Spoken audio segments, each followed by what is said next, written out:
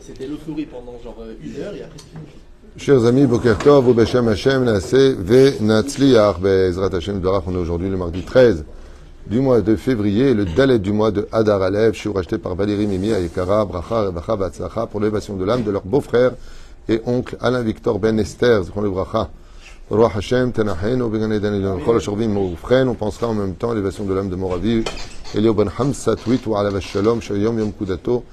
Et elle demande aussi, Be'ezrat Hashem, pour la libération de tous nos otages, sécurité totale et paix en Israël, Yeshuot, Venechamot, Ahava, Verva, Shalom, Vereut. Qu'on n'ait que de très très très bonnes nouvelles pour nous tous. Amen, Amen. Et bien sûr, on pensera à tous nos ptsuim, Kol Chayalenu, Shachem, Ushmorotam, Yerzerotam, Brem, Ushlimim, Levetam. Au Koach, à notre armée d'avoir libéré au moins 2 otages, avoir trouvé 2 otages au risque de leur vie. D'un côté, on a libéré 2 otages et le même jour, on a perdu 2 Chayalim, 2 soldats. Donc, c'est pas évident. Mais bon, en espérant Bezrat Hashem, Yamim Yoter Tovim. Le sujet d'aujourd'hui que nous allons étudier sur la paracha de Teruma est un sujet qui nous concerne tous encore aujourd'hui. Veikrouli Terumati. Teruma. Donc, vous me prendrez pour moi une Teruma. C'est là. Rashi Akadosh dit Lishmi. En mon nom. Vous me prendrez une Teruma. Donc, on va traduire ça à la tunisienne. Leshem Shamaim. C'est-à-dire, ce que vous faites, c'est que pour mon nom à moi, et ainsi donc, pas de logique. Ça me rappelle un peu les commentaires sur les halachot de hier matin, qui m'ont beaucoup fait rire et que je remercie, où un musulman et une chrétienne m'ont écrit.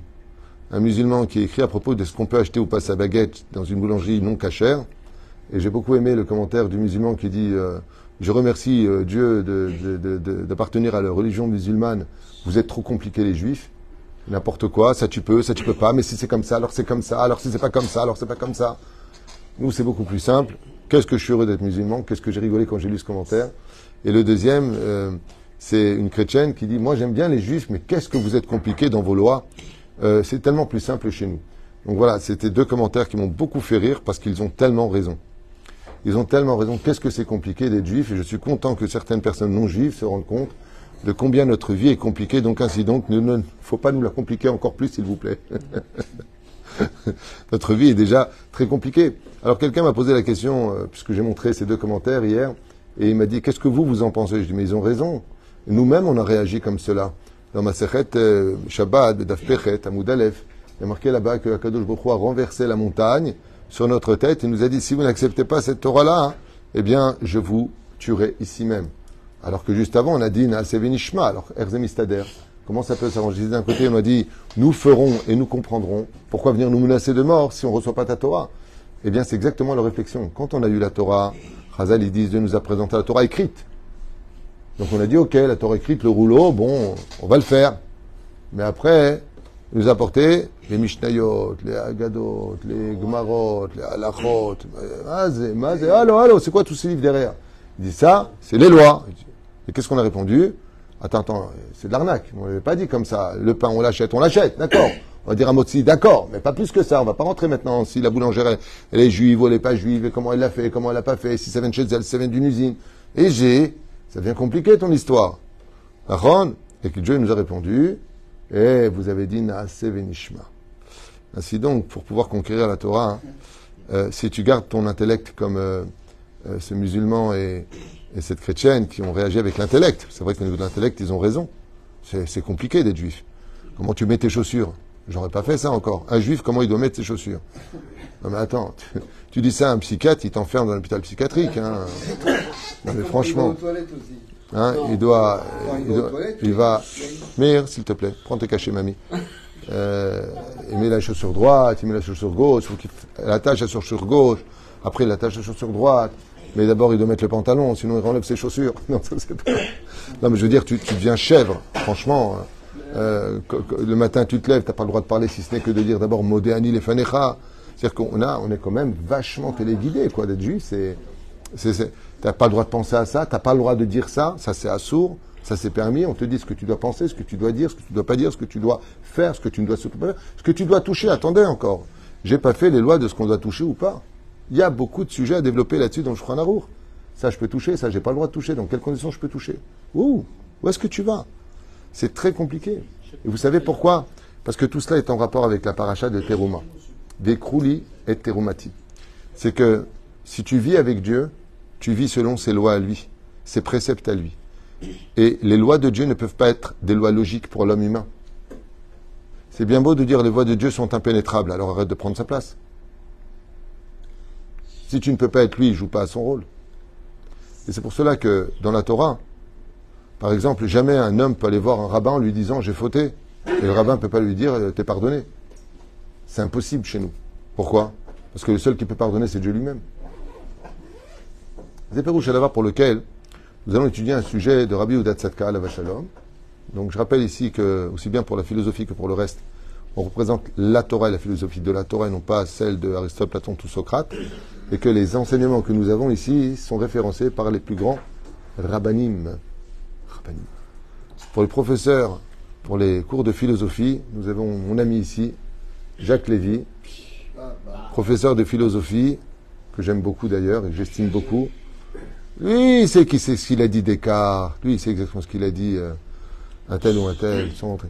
Professeur, tu as fait des milliers d'élèves. Moi, je fais comme Coluche. Il y a que les poules qui fait les offres. C'est un jeu de mots, c'est pas grave. Philosophe. Non, c'est pas. Vaikruli et Teruma. Fallait le comprendre, Coluche, il était bon. Fallait le comprendre. Vaikruli Teruma. Ouais. Il prendra donc pour moi une Teruma. Perouche Rashi Omer, Lishmi. Tzrichim Lavin Madoua Davka, Kan, Idgisha Torah, Lishmi. Et là, Rabbi Yehuda Tzadka, il pose une question, il dit je comprends pas. Quand tu viens pour construire les ustensiles du Beth Amikdash, ça doit être fait les Shem Shamaim. Mais toutes les mitzvot doivent être faites les Shem Shamaim. Quand tu donnes de la tzedaka, quand tu mets tes tefilines, quand tu es shomer Shabbat, quand tu t'habites sniout, tout ce que tu fais dans la vie doit être les Shem Shamaim. Chez Nehemar, vi ou kol ma'asenu, les Shem Shamaim. Que toutes nos actions soient faites les Shem Shamaim. Vous savez que même quand on se marie, puisque nous avons Baruch Shem Simanto Mazel Tov, Benjamin qui se marie, le pauvre, demain soir, que la force soit avec toi. Demain soir. C'est le 14. Demain soir, si Dieu veut. Et la reine, Bezrat Hashem, tout ça, ça doit être fait les Shem Shamaim. D'ailleurs, c'est pour ça que la deuxième bénédiction, chez Akol Bara Lirvodo. Tout ce que tu fais, tout ce que tu voudras faire, un homme doit considérer son épouse, hormis le fait qu'il l'aime, mais il doit la considérer comme une mitzvah. Parce que c'est une mitzvah de se marier.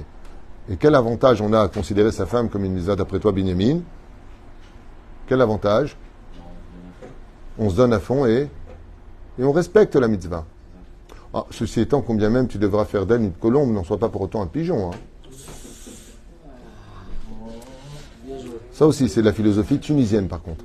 On n'aura pas ça chez les autres. Alors, bechol mitzvot tzrichot liot lishma. Hagam shekol mitzvot Torah tzrichim liot lishma. Mikol makom. Cependant, Amro Rabotenu Zachon Livracha, nos sages de mémoire bénite nous enseignent. L'olam yasok adam baTorah b'mitzvot shelo lishma shemitor shelo lishma balishma. Et on a un klal qui dit que une personne qui commence à faire ses premiers pas dans la Torah ou qui vient pour étudier la Torah, il cherche toujours quelque part quel avantage il pourrait en ressortir ou en retirer.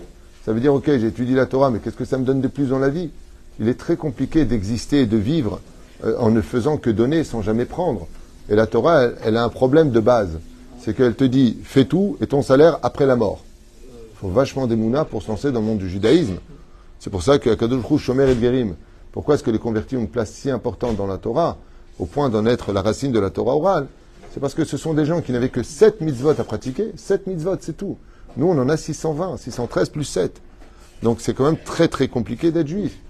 Et la reine, qu'est-ce qu'il dit ici? Il dit, malgré tout, Torkede Shelo Lishma. Si tu viens étudier comme Rabbi Ossi Ben Pazi, à la Vachalom, qui a dit, tout à l'Omed à Torah, Meroni, sauf les Kama Beocher. Si le fait d'étudier la Torah à un très haut degré peut me rendre riche, je vais étudier la Torah pour devenir riche. Et en fin de compte, quand il est devenu riche, il a renoncé à la richesse, parce qu'il avait atteint un niveau de lishma, c'est-à-dire de ne rien attendre de la Torah. Et ça, c'est ce qu'on découvre d'ailleurs après la mort. Dans le monde de vérité, il faut savoir que, comme on le voit dans la Gemara aussi, la Torah, il faudrait payer pour pouvoir la vivre. Ça veut dire que si la vérité était dévoilée sur terre, on se ruinerait financièrement, physiquement, moralement, pour faire la moindre mitzvah. Comme il est la Zaken, qui payait pour aller étudier la Torah. Pour venir à un cours de Torah, il étudiait chez Shmaya Aftalion, il payait l'entrée pour aller étudier. Aujourd'hui, on paye les gens pour venir étudier, et toi, tu payes le cinéma pour rentrer. C'est un petit peu la différence. Ah bah, à l'époque, les gens, ils payaient pour aller étudier la Torah. Normalement, pour pouvoir prélever, ne serait-ce pour une mitzvah pour une femme. Vous savez combien il y a de ségoulottes, combien de mitzvot qui sont cachés dans la frachat trala? Normalement, une femme, elle devrait payer sa vie pour pouvoir faire une mitzvah. Comme je ne me rappelle plus comment s'appelle cet Amora qui avait souffert de toutes les souffrances du monde et qui, avant de mourir, les élèves lui ont dit, c'est comme une libération pour vous de mourir après toutes les maladies que vous avez eues, la pauvreté et les mauvaises nouvelles que vous avez eues toute votre vie. C'est une libération. Il a répondu, si Dieu devait me donner encore 120 ans de souffrance pour mettre qu'une seule fois dans ma vie les tefilines, j'accepterais volontiers ces souffrances, car c'est peu payé pour mettre une seule fois les tefilines dans sa vie. Vous ne vous rendez pas compte du mérite de ce que c'est de porter des tefilines. Lui, il est monté à un tel degré spirituel qu'il a vu des choses avec ses yeux que nous ne sommes pas capables de voir. Mais la reine, même si, pour cette Torah-là, tu ne viens pas les Shem Shamaim, tu viens pour le succès, tu viens pour l'argent, tu viens pour, je sais pas, parce que tu as besoin de briller, même si de l'autre côté on te dit tu n'as pas le droit d'utiliser la Torah comme cardom, comme une hache pour te frayer un chemin, de la même façon, si tu dois faire tes chouvas par exemple pour une femme qui est religieuse, mais c'est l'amour de ta vie, et pour cela tu dois devenir Shomer Shabbat, Astorkede Shelo Lishma Balishma, c'est pas ce qu'il y a de mieux à faire, je vous le dis franchement, parce qu'en général ce genre de cas ramèneront plutôt à ce que la femme, elle devient non Shomeret Shabbat, il va l'attirer dans son monde plus qu'autre chose, donc c'est très risqué de faire des choses pareilles, mais malgré tout, Torkede Shelo Lishma, dit le Rambam entre autres, Balishma, c'est-à-dire que dans ce cas-là, dit Rabbi Yehuda Tzadka, pourquoi dire Lishmi? T'as qu'à faire un Beth Amikdash qui soit dans l'intérêt de dire c'est nous les feuilles qui l'avons fait, allez, pour le Kavod, et puis après, tu te rends compte que la Shrina repose, et puis tu te rends compte que Béhémet, c'est un mérite que Dieu t'a donné. Hein? Imaginez qu'il y a le roi Mashiach ici présent, ok, et il vous demande un verre d'eau. Vous avez 5-6 milliards de personnes qui ont les caméras rivées sur le Melech HaMashiach. Il demande un verre d'eau. Qui ne se courrait pas avoir le mérite d'aller chercher son verre d'eau? Est-ce qu'il rendrait service ou est-ce qu'on leur rendrait service que lui me dit, toi, je veux que tu ailles me chercher un verre d'eau. Tu as 8 milliards d'individus qui te regardent et ils te voient avoir le mérite de donner un verre d'eau Melech HaMashiach. Vous comprenez ce que je veux dire? Là, c'est pas un Mashiach dont on parle, c'est pas un humain qui vient d'un père et d'une mère. On parle de Dieu. On parle du roi des rois qui a tout créé, qui a créé la pensée, le temps, l'espace-temps, la vitesse, tout ce que l'on connaît, le monde des atomes, des molécules, tout a été créé par Dieu. Toutes les séances ont été créées par Dieu. Et c'est lui qui te demande de lui faire une maison, mais qui n'irait pas? Alors pourquoi dire Rabbi Yehuda Tzadka, dans ce cas précis, c'est obligé d'être le fait Shem Shamaim, c'est-à-dire qu'il n'y a pas la place de Torkede Shelo Lishma Balishma. Que même si tu ne le fais pas les Shem Shamaim, tu finiras par le faire les Shem Shamaim.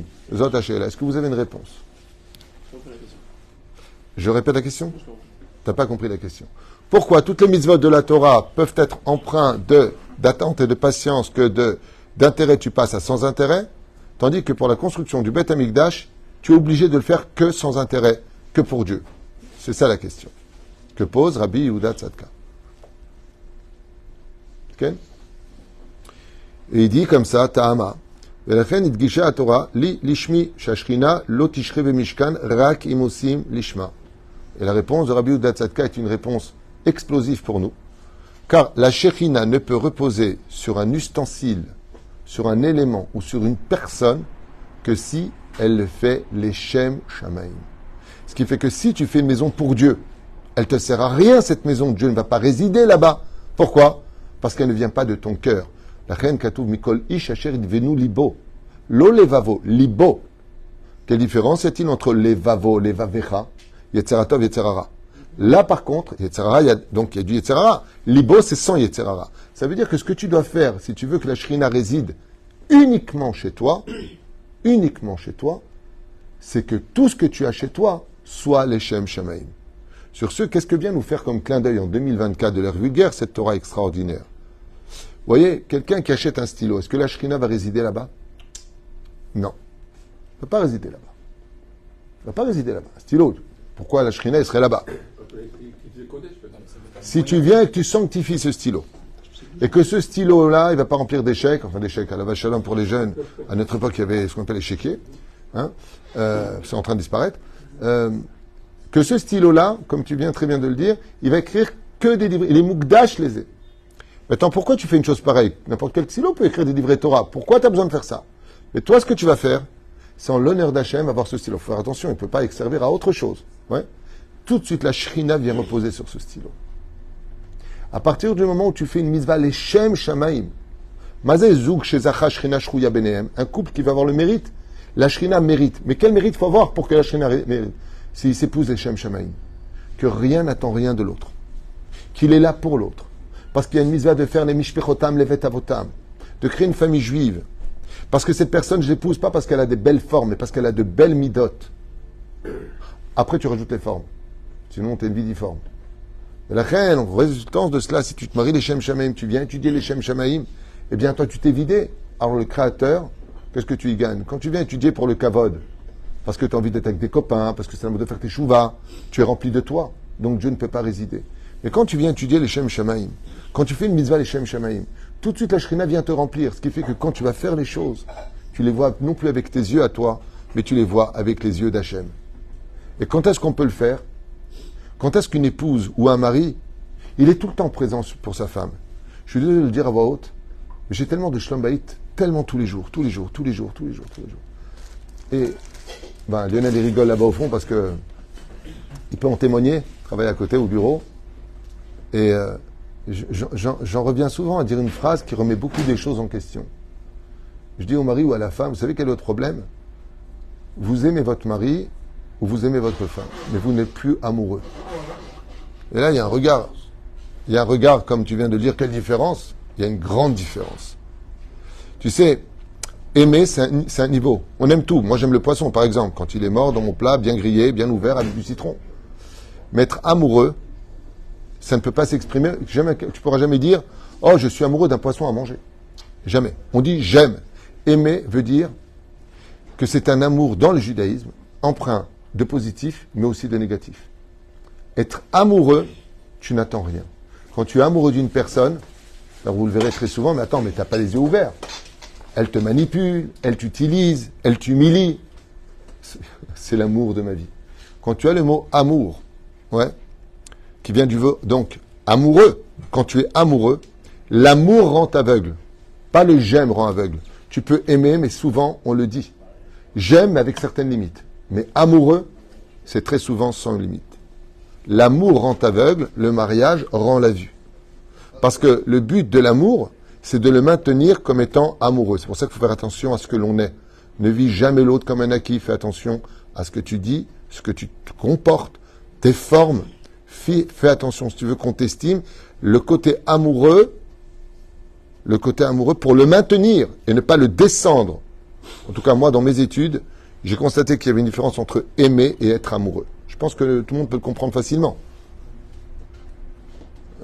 La preuve en est, quand je pose la question, est-ce que tu es amoureux? Non. Est-ce que tu l'aimes? Ouais. Aimer, on a une mitzvah. Ve'avta l'ereacha kamocha. Aval leot me'u'av. Et regardez bien en hébreu. C'est ce que j'adore. Quand tu parles hébreu, tu n'as même pas besoin d'explication. Comment tu dis amoureux? Me'u'av. Le même dans la grammaire, il signifie quoi? Provenance. Me'u'av veut dire que c'est toi qui sort de toi toute l'énergie d'aimer l'autre. Et vous le verrez. Quand une femme elle a son bébé, surtout son premier, surtout s'il est mignon en plus. Quelqu'un de chômage, c'est pas pareil. S'il est mignon le bébé. C'est ma vie. Ma vie. C'est l'amour de ma vie. Attends, qu'est-ce qu'il lui donne le petit? Il la laisse pas dormir. Laisse pas dormir. Il pleure tout le temps. Il lui dit jamais merci. Il parle pas. Il met les couches. Elle lui nettoie.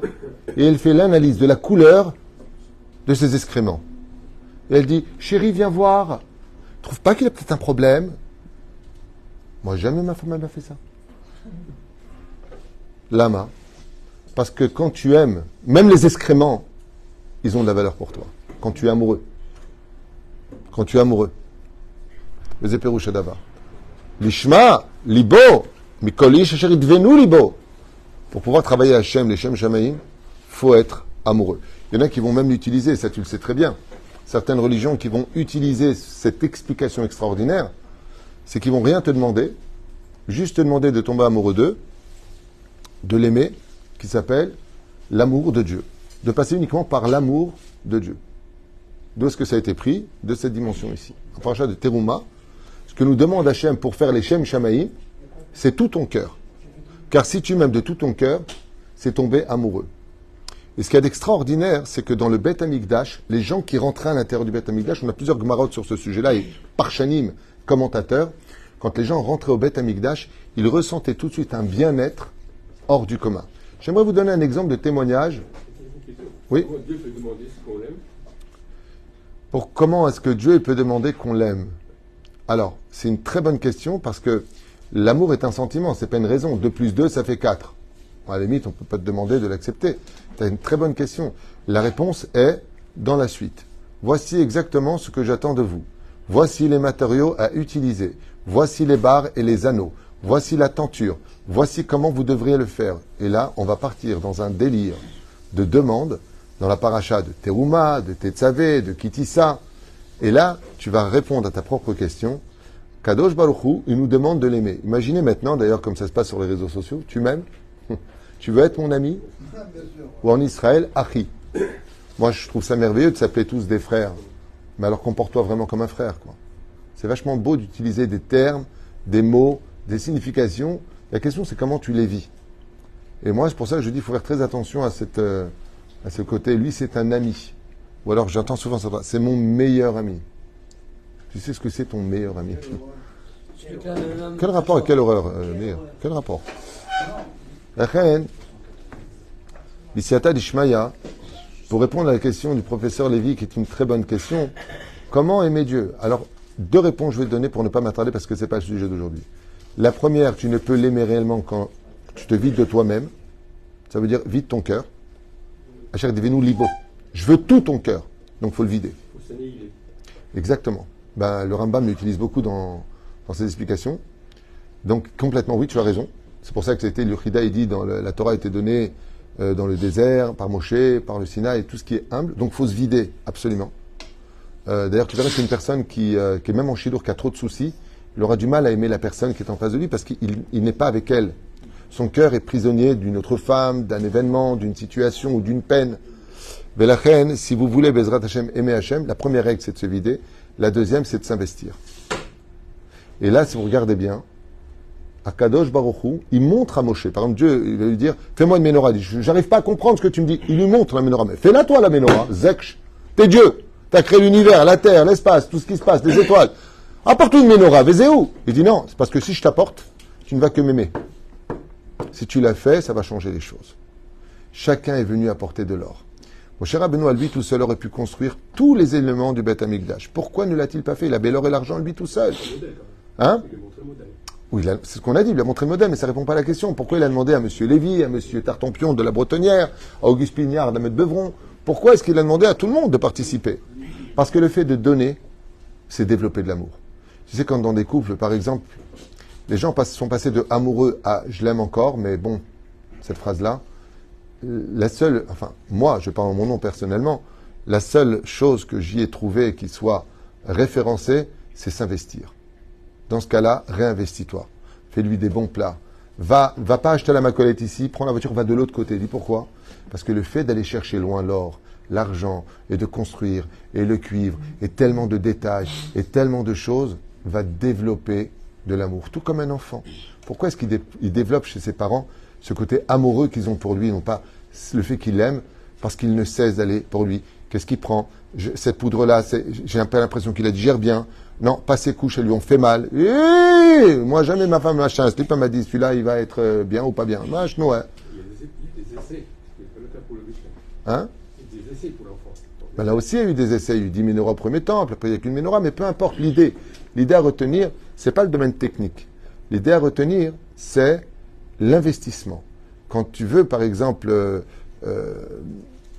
te rapprocher encore plus de ta fille, c'est en priant plus pour elle. Et tu verras que si tous les jours tu pries pour elle encore plus, qu'elle devienne plus spirituelle, tu verras que dans ton cœur, tu vas développer quelque chose de plus fort qu'avant. Parce que tu t'es investi. En tout cas, ça c'est Lachon Talmud. Le Talmud nous dit développer de l'amour, comme par exemple tu développes, moi je dis souvent, il n'y a aucune amitié possible entre un homme et une femme, Pourquoi? Sur quoi je me base? Tu dis ça à un philosophe ou un professeur de ce que tu veux, même pas de philosophie, n'importe qui. Pas du tout, moi j'ai une copine, pas de problème. Le problème, c'est que tu as raison, dans la logique, on pourrait être copains, filles et garçons. La Torah te dit que c'est pas possible. Parce que si c'est le cas, tu vas lui rendre service, tu vas t'investir, tu vas développer quelque chose d'autre. Inconscient.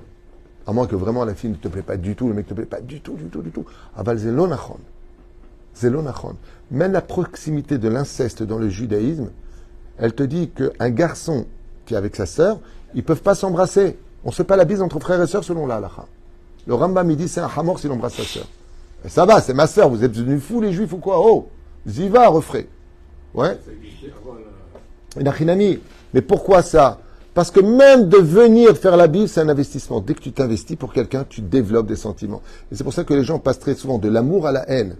Quand tu as un ouvrier qui va au prud'homme, après, avec tout ce que j'ai fait pour lui, je suis parti, j'ai fait plus d'heures. Qu'est-ce qu'il rappelle? Il rappelle l'investissement. Donc pour lui, la trahison. Bon, c'est des choses qui sont tellement banales pour moi qu'on va passer à l'étude. Mais en tout cas, pour ceux qui veulent voir et dire et entendre ce que dit la Torah, Zé Akivun. Akadosh Baruch Hu nous demande de faire des choses qui, sur le domaine philosophique, pourraient être un grand sujet. Pourquoi demander, si Dieu est si parfait, à l'homme de faire? Il y a un truc qui ne va pas. Dieu est complet. Dieu n'a pas besoin, il n'a pas de manque. La réponse est, je ne manque de rien, j'ai juste créé un peuple pour qu'il m'aime particulièrement. Et cet amour est réciproque. Pourquoi Dieu exige de nous que on l'aime? Parce qu'il nous répond qui cholat ava nafshi ou ani. Il y a 2 versets comme ça. Car je suis fou ou follement amoureux de toi. Le Créateur du monde, comme le dit dans Shir HaShirim, est follement amoureux du peuple d'Israël. Et quand on est... Oui, bien sûr, il le dit dans le 2e des 10 commandements. 3e des 10 commandements, pardon, je suis un Dieu... Non, 2e. Je suis un Dieu jaloux. D'accord? Elkana, c'est exactement ça. Poked avad labenim, val benebanim, al shilishim, val rebiim. Ken, qu'est-ce que tu as mis? Oui. A-t-on le droit de, quand on n'a pas vu son frère pendant 6 mois, de le prendre dans les bras et l'embrasser? Ah, selon la halakha, non. Selon le cœur, oui. Si tu vis ta vie privée en disant « Moi, ce qui compte, c'est ce que je pense », tu fais ce que tu veux. Si tu demandes al pi halakha, si tu n'as pas vu ton frère pendant 20 ans, pas 6 mois, 1 milliard d'années, c'est l'homme méchané. Assour l'itnashek et assour l'akachachad bashani. Assour. Le Gaon de Vilna n'a pas vu sa sœur pendant 20 ans. Elle fait un voyage spécial pour voir son frère, le Gaon de Vilna. Il a vu exactement 1 minute à la montre. C'est comme ça, dans sa biographie, c'est marqué comme ça. Yatsam Echedro, il est sorti, pour celui qui a lu la biographie du Gaon de Vilna, il lui a dit, je suis content enfin de voir ton visage, ma sœur. Comment ça va? Il a fermé la porte et est rentré étudier à Torah. Il n'a pas dit, oh, sister, how are you, Mrs. Alors, comment ça se passe là-bas? Alpi Alacha, encore une fois. Mais ça, par exemple, tu vois, cet exemple que tu demandes, au nom de la personne qui pose la question, faut vraiment le faire les Shem Shamaim, parce que nous, au contraire, faut tous qu'on s'aime, faut qu'on soit unis, donc on a envie de se prendre dans les bras. Et puis il n'y a rien de mal de se prendre dans les bras selon la logique humaine. Dans la Torah, on te dit assour. Ça veut dire que aimer ou tomber amoureux doit aussi comprendre une directive spirituelle. Et c'est là que l'intellect, où il intervient, ce qu'on appelle le da'at, où il n'intervient pas. Par exemple, pour Moshe Rabbeinu, cette question-là, elle n'a pas sa place dans la tête. Comment on peut poser une telle question pour Moshe Rabbeinu? C'est comme tout à l'heure pour les halachot, j'ai dit, mais comment une femme peut venir en pantalon dans une synagogue? Non mais franchement, ou aller au cimetière. Pour moi, dans ma façon de voir les choses, c'est impensable. Tu peux pas venir avec un issour deoraita de porter un habit d'homme à la synagogue. C'est comme si ton mari vient devant toi avec sa maîtresse. Et ne me dites pas, il n'y a pas de rapport. Il y a un rapport. C'est vous qui ne comprenez pas le rapport. Mais bien sûr qu'il y a un rapport. Est-ce qu'on a le droit, al pi halakha, une femme de porter un pantalon? Non, elle fait ce qu'elle veut. Mais en plus, tu vas à la synagogue devant Dieu et prier. Mais j'ai pas compris. Ou tu viens avec un toplex. Comment on appelle ce toplex? Toplex. Moins de... Echefchar. Comment c'est possible? Si tu viens à la bête à Knesset, c'est pour honorer Hachem. Alors honore-le comme lui va être honoré. Mais vous savez, une fois de plus, pour comprendre ce genre de langage, c'est pas compliqué. Dans un couple, il y a 2 façons d'aimer. Je t'aime comme je le pense, comme je le peux, comme je le suis. Et je t'aime comme tu as besoin d'être aimé. C'est aussi profond qu'une vallée face à l'Himalaya. Et ça, c'est d'ailleurs tout le problème de nos vies.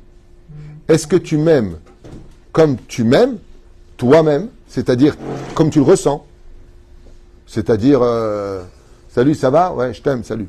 Et je suis sur mon portable toute la nuit. Ou est-ce que tu m'aimes comme moi j'ai besoin d'être aimé? C'est-à-dire déjà je ne te vois pas de la journée. Alors au moins quand tu rentres, fais-moi plaisir d'exister un peu pour moi. J'ai besoin de toi. Et ce rendez-vous nous dit le Zohar HaKadosh Parashat de Trouma, Shaharit, Mincha, Yarvit, HaKadosh Baruch Hu. Ne serait-ce que, écoutez bien ce que dit le Zohar Zenora Bayom. Quand tu ne viens pas à la synagogue par exemple, tu n'es pas venu à la synagogue, pourquoi? Tu n'as pas envie. Est-ce que dans le ciel ça se passe comme ça d'après vous? Eh bien regardez bien ce que nous disent les Chachamim. Une femme qui attend son mari, qui vient d'habitude tout le temps à la même heure, il vient à la synagogue, et il ne vient pas. Et là, il n'est pas venu. Qu'est-ce que fait la femme? Elle s'inquiète. Mais il y a une chose qu'elle attend. Elle espère que son mari il a vraiment une bonne raison. Et là, ce que je vous raconte, c'est ce qui m'a été conté par un couple d'Israéliens qui est venu en Shalom Bayit chez moi. Et la femme a supplié à son mari de venir tôt. Elle a fait un petit malaise, pas très très très important, mais avec 3 enfants à la maison, elle lui a dit, je t'en supplie, dès que tu sors du travail, rentre, j'ai besoin de toi. Eneni Yachol. Il est venu 2 heures plus tard. 2 heures plus tard. Alors, je lui ai dit en rigolant, ça arrive. Mais j'ai compris ce qui s'était passé. Elle, que son mari vienne en retard 2 heures, ok. Si la raison est valable. Midbarer qui s'est arrêté au kiosque, qu'il a bu une bière avec un copain qu'il a rencontré. Et il lui a dit une phrase, Ata lo oevoti, tu ne m'aimes pas. Il lui a dit, Betar sheni ovotar, mazekashur. Bien sûr que je t'aime. Quel rapport? Je lui dis, non, oevotar, il t'aime, aval ou meouav, mais il n'est pas amoureux. Parce que par contre, quand tu es amoureux, tu dis à ton copain, salut, ça va? Non, je suis désolé, je suis pressé, j'ai ma femme qui m'attend. Même si tu n'es pas amoureux, hein, c'était un peu de sechel, ta femme elle t'appelle, je veux dire, pas besoin d'être amoureux. Je veux dire, tu rends service tout le temps à tes copains, mais ta femme non, ou ton mari non. Je peux te varim au parle au niveau social qui sont inadmissibles dans le comportement. Mais en réalité, ça vient de quoi? Ça vient que le fait, comme je dis aux garçons quand je fais sortir la femme, je dis, tu sais, à force de jouer à ce genre de jeu, de moins t'investir pour ta femme, tu finiras par ne plus l'aimer du tout et la prendre pour un objet. Fais attention à cela. Et c'est pour cela que la présence d'une personne, quand on l'appelle, est une preuve d'amour. C'est pour ça qu'il y a marqué, dès que Dieu nous appelle, Vayomer, Hineni, me voici. Dès que Akadosh Baruch Hu t'appelle, Vayomer, Hineni, me voici. Hein? Si c'est réciproque. Parce que si Dieu n'existait pas, tu n'existais pas. Demande à Jodassin. Si Dieu n'était pas là, dit le Ramchal, dans son livre Mesilat Yesharim, ou même Orchot Tzadiki, toutes les molécules, toutes les matières, tous les atomes qui forment la matière ne pourraient pas exister. Dieu, tu sais, ça me rappelle cette fameuse histoire du père et du fils qui marchaient pendant très très très longtemps et à un moment, le fils il dit à son père qu'il est très fatigué. Alors il marchait comme ça dans le sable et comme la plage n'en finissait pas, hein, le fils il a dit à son père, je suis fatigué. Et puis voilà qu'après quelques bonnes minutes, le fils dit, mon père m'a abandonné. Alors il lui dit, sur quoi tu te bases? Il lui dit tout simplement parce qu'en me retournant, j'ai vu qu'il n'y avait que 2 traces de pieds par terre. Il lui dit, oui mon fils, c'est les miennes parce que toi tu es sur mes épaules depuis 20 minutes. C'est exactement ce que fait la Shrina. La Shrina nous dit, Chachamim, elle nous porte toute la journée parce que si Dieu n'était pas avec nous, on ne pourrait pas exister un seul instant. La Torah nous apprend que Dieu est omniprésent, omniscient, et que c'est lui qui maintient notre cœur à battre dans notre poitrine, nos yeux à voir, parce que si Dieu se retirait un seul moment de la matière ne pourrait pas exister. Ni l'espace-temps, ni le temps lui-même, ni l'univers, tout s'effondrerait. Donc oui, il y a quelque chose qui maintient cet équilibre, et cet équilibre est maintenu dans toutes les matières. Selon la Kabbale, ce que moi j'ai étudié personnellement, tout ce qui existe porte un nom. Si ça porte un nom, c'est qu'il y a un nefesh qui le fait vivre, comme l'enseigne le Harizal dans la préface de son livre, Shara Gilgulim. Là-bas, il définit les niveaux d'âme qui existent, l'âme du minéral, l'âme du végétal, l'âme de l'animal, l'âme de l'homme, après l'homme, le nefesh, le ruach, le neshama, chaya, yechida, à chaque fois il y a des niveaux. Et cette âme qui existe, comme le dit la Gemara, aucune herbe, une herbe, pas une pelouse, ne peut exister si Akadosh Baruch Hu n'ordonne pas à un ange de le frapper et de lui dire grandis. Donc, quand tu dis que quand Dieu nous appelle, nous on dit Vayomer Hineni, est-ce que lui, il vient quand on nous appelle? il ne peut pas venir Hachem parce qu'il est déjà constamment présent chez Nehemar avec ce verset tellement connu Hachem emalet kol haaretz kevodo. Le ciel et la terre est remplis de son kavod. Qu'est-ce que cela veut dire? Ça veut dire tout simplement que si les montagnes, les ruisseaux, les océans, les animaux naissent, la vie existe, c'est parce que Dieu est constamment là. Il n'y a pas besoin d'aller le chercher nulle part. C'est pour ça que Rabbeinu, dans ses explications sur l'existence de Dieu, lui, il dit une phrase qui est très simple. Le plus haut degré, celui qui va même au-dessus de l'étude de la Torah selon Rabbi Nachman, c'est l'Aïd Bodédout. Et qu'est-ce que l'Aïd Bodédout? C'est retrouver Dieu qui est en nous, à l'intérieur de nous. Parce qu'il n'est pas loin du tout. Il est à l'intérieur. Par contre, c'est sûr, parce qu'on peut s'en tenir qu'à cela. Alors qu'en réalité, c'est la cerise sur le gâteau. Tu as bien fait de le rappeler. C'est la cerise sur le gâteau. On ne peut pas faire que de l'Aïd Bodédout toute sa vie. Il faut étudier la Torah, il faut prier et rajouter cet élément de parler avec Hachem. Mais moi, je peux te dire un truc. J'ai connu beaucoup de gens qui font de l'Aïd Bodédout et tous m'ont dit qu'ils ressentaient vraiment Hachem quand ils le faisaient. Tous. Moi-même, j'en fais et j'en ai fait. C'est les seuls moments où mes larmes coulent de mes yeux alors que je ne pleure jamais, sans que je me rende compte que je pleure. Il y a quelque chose de très spécial de parler avec Hachem, avec sincérité, comme un enfant qui parle avec son père, au niveau de l'Aïd Bodédout. Et bien, mais tu ressens, c'est un ressenti, la présence de quelqu'un. Voilà, c'était un petit peu ce que je voulais partager avec vous, que en tout cas, si tu n'es pas les Shem Shamaim, pas toi, hein, si une personne n'est pas les Shem Shamaim, la Shrina par contre se retire. Quelqu'un dont le cœur est mauvais, un cœur de pierre, il est évident que la Shrina va se retirer. Elle ne peut pas aller trop loin. Alors j'ai posé un jour la question, et je n'avais pas eu de réponse. Je posé une question intéressante, je n'ai pas eu de réponse, jusqu'au jour où je l'ai trouvé dans mon livre, grâce au Ben Ishraï. Ben Ishraï a écrit sur la Brit Mila des commentaires exceptionnels. Vous savez que quand il y a une Brit Mila, le prophète Eliyahu Hanavi Zachor Letov est présent. Et grâce à sa présence, comme il ne supporte pas la faute, tout le monde est pardonné. Tout le monde est pardonné. Mais un jour, j'étais arrivé à une Brit Mila, et je dois reconnaître que j'étais un petit peu choqué de voir tellement de femmes et d'hommes impudiques. C'était vraiment exagéré. On peut être un peu impudique, ok, la mode, tout ce que tu veux. Franchement, des fois, bémet. C'est pas une plage, c'est une Brit Mila. C'était honteux. J'ai pas honte des mots. Moi, je le dis à voix haute, c'était honteux de voir ça. Maintenant, vous allez me dire, fallait pas regarder. Il n'y avait pas où aller. Il n'y avait pas où aller. Bon, enfin, l'homme est chané. Et là, pourquoi je vous pose la question? Parce que je me dis, mais Eliyahu Hanavi Zachor Letov, à cause de Baal Peor, il supporte pas la débauche. Et je vois maintenant le Moël qui arrive, et le Moël, il me regarde, choqué. C'est quoi une boîte de nuit? C'est quoi ici? Choqué. Donc, bien entendu, il regarde vers le bas, on est un petit peu gêné, c'est pas évident. Et moi, j'ai posé une question, dans ma tête, je me suis dit, comment le prophète Eliyahu Hanavi Zachor Letov, il peut pardonner alors qu'on est dans un interdit chamour de la Torah maintenant? C'est pas séparé, c'est pas ceci, c'est pas cela, c'est une Brit Mila. Brit Mila, c'est rentrer l'enfant dans l'alliance d'Abraham, Avinu, avec la Shrina qui descend, Eliyahu Hanavi Zachor Letov, on est tous, c'est un digne de Yom Kippour. C'est le même digne que Yom Kippour. Une Brit Mila, ça a autant de force que Yom Kippour. Tout le monde est pardonné. Comment tu peux expliquer maintenant que, et grâce au Ben Ishraï, j'ai une réponse. C'est Bevadaï que le prophète Eliyahu Hanavi ne vient pas du tout quand les gens ne sont pas pudiques. Bevadaï chez non. Parce que c'est la question que je me suis posée. Comment est-ce que le prophète Eliyahu Hanavi, qui a été presque maudit par Dieu, parce qu'il a dit du mal d'Israël, il a dit je ne supporte pas la faute. Et là il vient, il voit pire. Et le Ben Ishraï dit qu'effectivement, quand une Brit Mila n'est pas faite selon la tsniout exigée par la Torah, le prophète Eliyahu Hanavi n'est pas du tout présent à la Brit Mila. Il envoie un ange de son armée le représenter, car lui ne peut pas venir. Ce n'est pas lui qui vient, qui ou le sauvait le tachet, dit le Ben Ishraï. C'est dans Drashot Ben Ishraï sur la paracha de la semaine Brit Mila. Vous regarderez ça là-bas.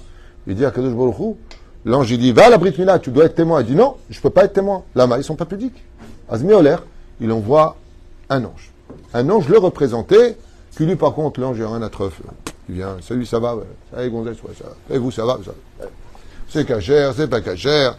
Lui, il vient d'un monde qu'on appelle, comme tu dirais, le monde des Ophanim. Il vient d'un monde très très bas, cet ange.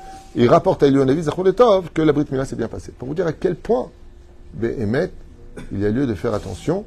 Et donc, si une personne a une maison qui n'est que colérique, malédiction, vulgarité, la Shrina n'est pas dans cette maison. C'est évident, il y a des démons là-bas. Alors, au lieu de faire vivre la vie, les démons s'occupera d'apporter la mort. Et donc, la Shrina elle-même elle ne peut résider que là où on travaille pour elle, les Shem Shamaim. Si vous voulez vraiment ressentir Hachem, c'est pas lui qui est absent, c'est lui qui te dit ouvre-moi la porte de ton cœur si tu as la clé. Demande à Enrico. Et la reine, en résultant de cela, si Be'ezrat Hachem, on ouvrait la porte de notre cœur à Kadosh Baruch Hu, tu verrais que là, par contre, cette phrase que tu as dite n'aurait plus du tout de signification sur terre. Ça veut dire qu'on ressentirait réellement Hachem. Et j'aimerais juste finir avec, je disais tout à l'heure, un témoignage incroyable de toute personne, de tout pays ou de toute religion, qui racontant leur mort clinique, alors on va dire que 50% est faux, allez, 99% est faux, on s'en fout. Quoique non, je connais des gens qui sont morts cliniques qui m'ont confirmé la même chose, les mêmes expériences vécues. Et quand ils parlent du couloir de la lumière, un endroit où ils voudraient rester pour l'éternité tellement ils se sentent heureux, qu'aucun bonheur sur terre ne peut leur apporter. Comment ils définissent cette lumière?